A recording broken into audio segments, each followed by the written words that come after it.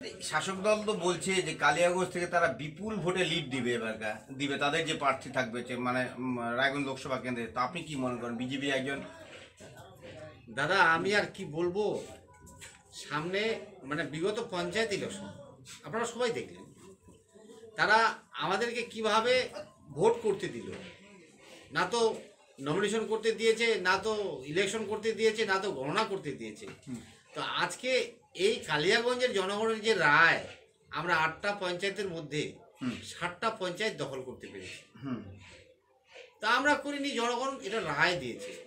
তা আমরা আশা করব কালিয়াগঞ্জ থেকে এই লোকসভায়, রায়গঞ্জ লোকসভায় কালিয়াগঞ্জ থেকে আমরা প্রচুর লিড দেব। মানে শাসক দল যাই বলুক না, যাই বলুক। আচ্ছা, ওরা যদি আপনাদের মতে যে ভোট করতে দেয়নি বলছেন আপনারা, আগামী লোকসভাতেও যদি একই রকম পরিস্থিতি করে? ওরা যাই করুক, আমরা মানে ওদের যতটা বাধা বিপত্তি অতিক্রম করে এসেছি, আমাদের এখন ওদের বাধা বিপত্তি অতিক্রম করার মতন সাহস হয়ে গেছে।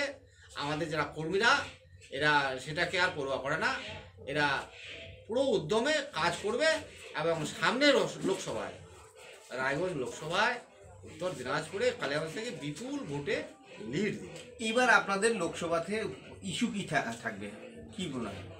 আমাদের কালিয়াগঞ্জ মানে আমাদের উত্তর দিনাজপুর, বিশেষ করে কালিয়াগঞ্জ, হ্যাঁ উত্তর দিনাজপুরের যেটা আমাদের বিশেষ করে কালিয়াগঞ্জে যেটা ইস্যু, এদের যে অন্যায় অপশাসন, অন্যায় অত্যাচার, এটাই আমাদের মূল লড়াই ইস্যু থাকে। আচ্ছা, অত্যাচার বলতে কি ধরনের? এরা মানে এদের কাছে কোনো আইন নাই, এরা যেটাকে বলে যে এটাই আমরা করব ওইটাই আইন। আচ্ছা, বিডিও ওদের কথায় উঠে বসে, আমাদের আইসি ওদের কথায় উঠে বসে, ওদের বিরুদ্ধে কিছু করতে পারে না। আচ্ছা, সুতরাং আমরা এখন মানে জেনে গেছি যে এরকমই আমাদের এরকম করে চলতে হবে। তার জন্য চলা আমরা খুব একটা অসুবিধা মনে করি না, আমাদের এইভাবেই চলতে হবে, এইভাবেই আমাদের দখল করতে হবে, এটা আমরা জেনে গেছি। এই যে মানে কালিয়াগঞ্জে তো আগে ওরা বলতো যে ওদেরই শাসক দলেরই এটা হচ্ছে মানে মাটি, তো এখন কি সে মাটি কি এখন কি বিজেপি দলের হয়ে গেছে, কি বলা হয়? হ্যাঁ, এখন বিজেপি দলের হয়ে গেছে। তো আপনি দেখবেন লোকসভার পরেই পৌরসভাতে এবার বিজেপি পৌরসভা দখল করবে, কালিয়াগঞ্জ পৌরসভা। হ্যাঁ, কারণটা শহর গ্রাম দেখেই তো চলে। কারণ গ্রামে 80% লোক বসবাস করে, শহরে 20%। তো আজকে 80% যেটা রায় দিয়েছে, 8টা অঞ্চলের মধ্যে 7টা অঞ্চল ওরা দখল করেছে। তাহলে পৌরসভাটা ওদের অনুকূলে যাবে না? আমি তো মনে করি ওদের অনুকূলে চলেই গেছে, শুধু ভোটের অপেক্ষা। আচ্ছা, ভোট হবে, পৌরসভা ভোট হবে মনে হয় না, লোকসভার পরেই পৌরসভার ভোট হয় না। ভোট কি হবে? কেন হবে না? মানে ভোট দিতে দিবে? ভোট দিতে ওরা দিক না দিক, হ্যাঁ ভোট জনগণ দিবে। জনগণ, কালিয়াগঞ্জের জনগণ সেটাকে দেখেছে এবং সমস্ত বেদনা দুঃখ সহ্য করে ওরা এখন ভাবতেছে না যেন তেন প্রকারে ভোটটা আমাদের। কালিয়াগঞ্জের মানুষ তো বলছে, কালিয়াগঞ্জে যে পৌরসভা রয়েছে, হ্যাঁ যেহেতু আপনি পৌরসভার কথা বলেন, তারা তো বলে অনেক উন্নয়নমূলক কাজ করছে বলছে মানুষ, তো কি বলেন? শুনেন, উন্নয়ন তো হচ্ছে, উন্নয়ন হচ্ছে না তা নয়। আজকে প্রধানমন্ত্রী ঘর দিচ্ছে, পৌরসভায় বিপুল ঘর হয়েছে, সেটা একটা পৌরসভা উন্নয়ন, সেটা ওরা দেখাচ্ছে। কিন্তু সেটা যে ওরা দেখাচ্ছে সেটা তো মানুষ জানে, যেটা প্রধানমন্ত্রী দিচ্ছে। তাহলে মানুষ পাচ্ছে তো লোকে, তাহলে আপনারা বিরোধিতা তাহলে মানে বলছেন যে মানে অনিয়ম বা এরকম? অনিয়মটা কোথায়? অনিয়ম এরা যা করছে, লোকের যে অনীহাটা মানে তৈরি হচ্ছে, কেন হচ্ছে? এদের যে জুলুমবাজি, আজকে সব কিছুতেই, চাকরির ক্ষেত্রে বলেন, টাকা ছাড়া চাকরি হয় না। আজকে যে কোনো কাজে টাকা না দিলে কাজ হয় না, পয়সা ছাড়া ঘর হয় না, ঘুষ না দিলে কোনো কিছু করা যায় না। এটা যে লোকের একটা অনীহা চলে আসছে। আচ্ছা, তা মানুষ কতটা আপনার দলের প্রতি আকৃষ্ট হয়ে আপনার দলে আসতেছে কালিয়াগঞ্জ শহরে? শুনেন দাদা, ঘটনাটা হচ্ছে কি, আমি যেটা অনুভব করছি, আমি একটু আগে আপনাকে বললাম যে শহর গ্রাম দেখেই চলে। তো আজকে শহরের মানুষ বিজেপিকে ভোট দিতে চায় আমি মনে করি, কারণ ওদের কথাবার্তা চালচলন শুনে দেখে যা মনে হয় ওরা ভোট দিতে চায়, ওরা আমাদের অপেক্ষায় ছিল। ওরা এখন দিন গুনছে কবে পৌরসভার ভোট হবে, আমরা কবে পদ্মপল্লী ভোটটা দেব। এই কালিয়াগঞ্জ মিউনিসিপ্যালিটি এমন কোনো নেতা রয়েছে শাসক দলের যারা আপনার দলে আসার জন্য তৈরি হয়ে আছে এখনো, তার এরকম কোনো? হ্যাঁ, আপনি লোকসভা ভোটটা হতে দেন। হ্যাঁ, লোকসভার ভোট যদি আমরা যেটা অনুভব করছি যদি সেটাকে বাস্তবে রূপ দিতে পারি, তাহলে কালিয়াগঞ্জের প্রচুর নেতা পদ্মফুলের ঝান্ডার নিচে চলে আসে।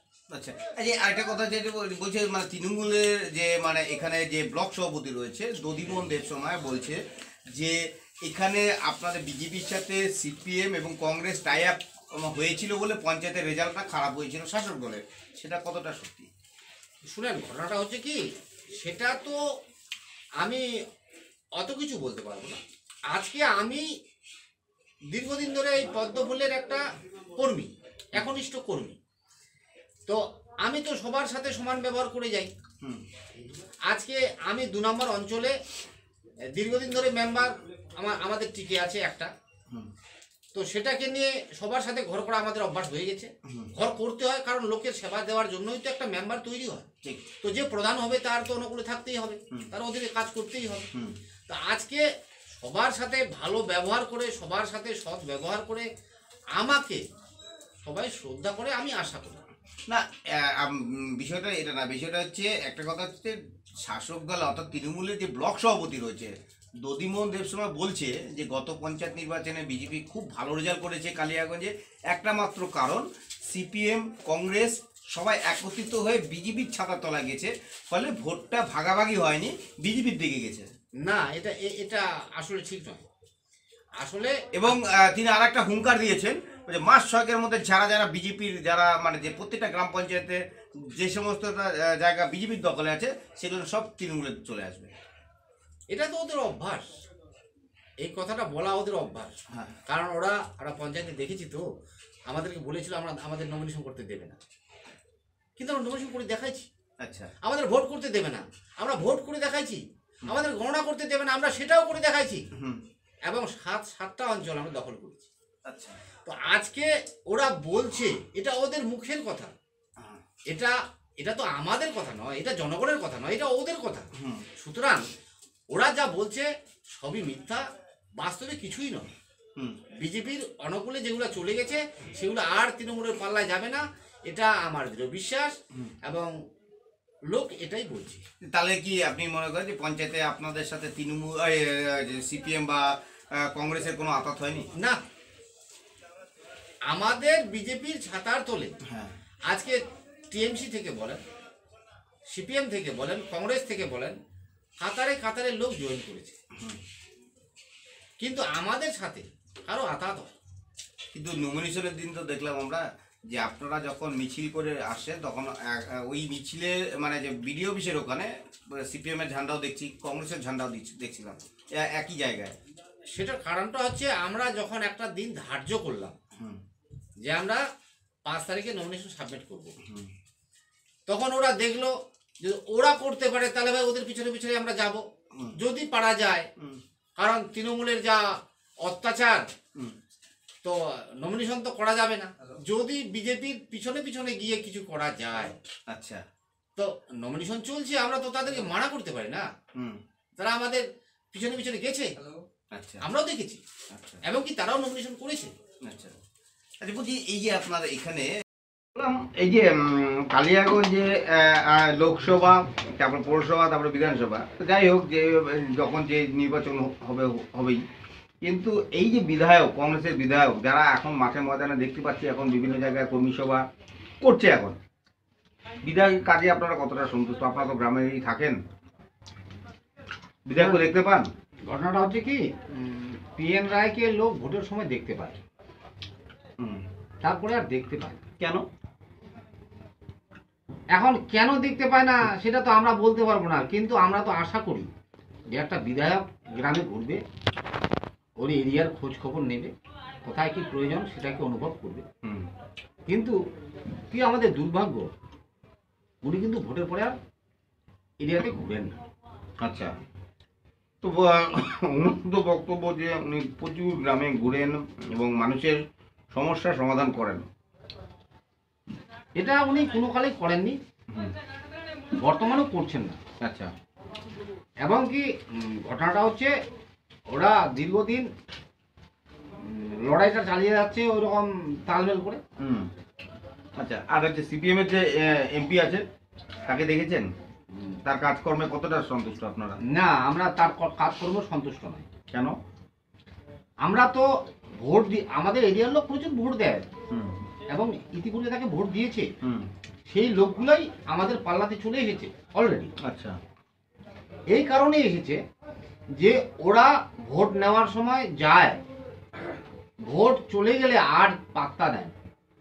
আচ্ছা। আর বিশেষ করে আরেকটা কারণ যে সেলিম বাবু তো আমাদের স্থানীয় লোক নন, হুম, আমাদের উত্তর দিনাজপুরের লোক নন। হুম, উনি ভোট নিয়ে চলে গেলেন কলকাতা, বাস ফুরাই গেল, আর তো দেখাও হয় না, কিছু বলার সুযোগও হয় না। হুম, এটাই আমাদের দুর্ভাগ্য, আমাদের এই এরিয়ার লোক এটাই দুঃখ করে যে এরকম লোককে ভোট দেওয়া উচিত না। লাস্ট প্রশ্ন আপনাকে একটা করছি যে আপনি তো জেলা পরিষদের বিরোধী দলের একমাত্র মানে সদস্য, তো সেক্ষেত্রে আপনি বিরোধী দলের মর্যাদাটা কতটা পান জেলা পরিষদে? শুনেন, আমি বিরোধী দল হিসাবে আমার সাথে ওরা খারাপ ব্যবহার করেনি, কিন্তু আমাকে কাজকর্মে কোনো জায়গায় পাত্তা দেয়। এবং কি আমার অফিসের কেরানিরা বলে যে দাদা ওরাই তো সব, আপনি কয়েকটা দিন উপোস থাকেন, ওরা আগে থাকতো তারপরে যদি কিছু করা যায়। কারণ এই কারণেই যে আমি তো কাজ করার জন্য আগ্রহ করি, কারণ এরিয়ার লোক ভোট দিয়েছে, হুম, এরিয়ার লোকের কিছু কাজ না করতে পারলে আমাকে ভোটটাই বা দিল কেন? ঠিক। আর জেলা পরিষদে তো প্রচুর কাজ হয়, হুম, তো ওরা ছলনা করবে, আমাকে যদি সিটি কাজটা দেয় তবুও তো আমি আমার এরিয়ার লোকের কিছু সমস্যার সমাধান করতে পারি। আপনি কি পারবেন এত জনের মধ্যে থেকে সেই কাজটা আদায় করে নিয়ে আসতে? কতটা কনফিডেন্স আপনি? আমাকে করতেই হবে, আমাকে করতেই হবে, হুম, যেন তেন প্রকারে। হুম, আমি যখন সেবা করতে এসেছি, হুম। জনগণের সেবা আমাকে করতেই হবে। মানে যখন একসাথে ওখানে থাকেন, সব মেম্বাররা থাকে, তখন আপনি তো একাই মাত্র বিজেপি, তা অস্বস্তি ফিল হয় না আপনার? না, হয় না। এই কারণে হয় না যে বিজেপি ইতিপূর্বে এই আমাদের উত্তর দিনাজপুরে হুম, এরকম ভাবে বহুদিন থেকে আমরা দিন যাপন করছি আচ্ছা। যে আমরা কিছুই নাই, এবং কি সমস্ত জায়গায় আমরা আন্দোলন প্রতিযোগিতা করেই চলেছি। আচ্ছা। তো এটা তো আমাদের অভ্যাস হয়ে গেছে। হুম, আমরা হারাবার কিছু ভয় করি না, আমরা পাওয়ার আশা করি। আচ্ছা। তা আজকে আমি জেলা পরিষদে গেছি, এটা বিরাট আমার সৌভাগ্য, হুম। জনগণ আমাকে সেই সৌভাগ্য করে দিয়েছে। তো জনগণ আপনাকে সৌভাগ্য করে দিয়েছে, তো জনগণের জন্য কি ভাবছেন যে এই কি ছিনায় নিয়ে এসে জনগণকে উপহার দিবেন এই নববর্ষে? আপনি প্রতিশ্রুতি এটা মনে করেন যে আপনি হচ্ছে মানুষ শুনবে আপনার কথাটা, যে নববর্ষে আপনি মানুষের জন্য বলছেন যে আমি এটা চিনায় নিয়ে আসবো, মানুষের জন্য দেবো। প্রথম কাজ কি হবে? আমার প্রথম কাজ, আমার এরিয়ায় হুম, প্রচুর রাস্তাঘাটের মানে খারাপ অবস্থা হয়ে গেছে। আচ্ছা। আমাদের পিএনজি রাস্তা, হুম, প্রধানমন্ত্রী সড়ক যোজনা, একেবারে কিছু নাই, আর লোক চলতে পারছে না। হুম, সেগুলো যদি রিপেয়ারিং করা যায়, আচ্ছা। এবং কি যদি কিছু পানীয় জলের ব্যবস্থা করা যায়, হুম, এবং এমন এমন রাস্তাঘাট হয়ে গেছে হুম, সেখানে গার্ডওয়ালের দরকার, হুম, রাস্তা ভেঙে যাচ্ছে, হুম, সেগুলো আমাকে ইমিডিয়েটলি করতে হবে। আচ্ছা, আর তার জন্য প্রপোজাল আমি অ্যাকশন করে জমা করে ফেলেছি, আচ্ছা। আমাকে করতে হবে। এবং কি আমাদের যে সভাধিপতি হুম, তাকে অলরেডি বলেছি হুম, যে দিদি যাই হোক আমার দিকেও তাকাতে হবে। আচ্ছা। আমিও তো আপনার বাড়ির সদস্য হুম, নাকি নই, হুম। সে তো অস্বীকার করতে পারে না। তিনি আপনাকে কি বলেছেন? বলেছে যে না, অবশ্যই আমার বাড়ির সদস্য বলেছেন? বলেছে। আচ্ছা। তো বলেছে যখন, তাহলে তো আমি বাড়ির যখন সদস্য, হুম, তাহলে আমি তো আর না খেয়ে থাকতে পারি না, আচ্ছা। আমাকে কিছু না কিছু দিতেই হবে। হুম। আর দিলে আমি কিছু না কিছু জনগণের কাজ করতে। আচ্ছা, আপনি যেখানে থাকেন তার চেয়ে বেশি দূর না, তার পাশে হচ্ছে একটা দাসিয়ার বৈশ্যপাড়া, তারপরে হচ্ছে ওখানে হচ্ছে পশ্চিমপাড়া রয়েছে, সেখানে অবস্থা কিন্তু খুব করুণ অবস্থা, গ্রামের অবস্থা। সে জল পায় না মানুষ, পাকা বাড়ি প্রধানমন্ত্রী আবাস যোজনা পায় না, 60 বছর হয়ে গেছে অনেক মানুষের, তারা বৃদ্ধ ভাতা পায় না, ওখানে ঢাকিরা আছে তারা শিল্পী ভাতা পায় না, এই সমস্যাটা কতটা সমাধান করবেন? আমরা তো এই সমস্যাটা দেখতে পেয়েছি, এবং কি আমাদের 1 নম্বরে দার্সিয়ায় এখন প্রধানও হয়েছে। হুম তো সেই সমস্যার সমাধানের জন্য আমরা প্রচেষ্টায় আছি, হুম এবং কি সেগুলো আমরা রিসেন্ট ভিডিওকে জানাইছি যে এগুলো সমস্যা আপনারা দেখেন, এগুলো সমস্যার সমাধান করেন। হুম তাদের জন্য পানীয় জলের কিছু ব্যবস্থা অলরেডি হচ্ছে। আচ্ছা পানীয় জলের সমস্যাটা হয়তো ইমিডিয়েটলি মিটবে, হুম কিন্তু এখন ঘরের সমস্যা, ওই বার্ধক্য ভাতা, শিল্পী ভাতা ভাতা, এগুলোর জন্য হুম আমরা বিনয় করে ভিডিওকে বলেছি এবং সভাপতিকে বলেছি আচ্ছা যে তাদের জন্য কিছু করতেই হবে। আচ্ছা ঠিক আছে।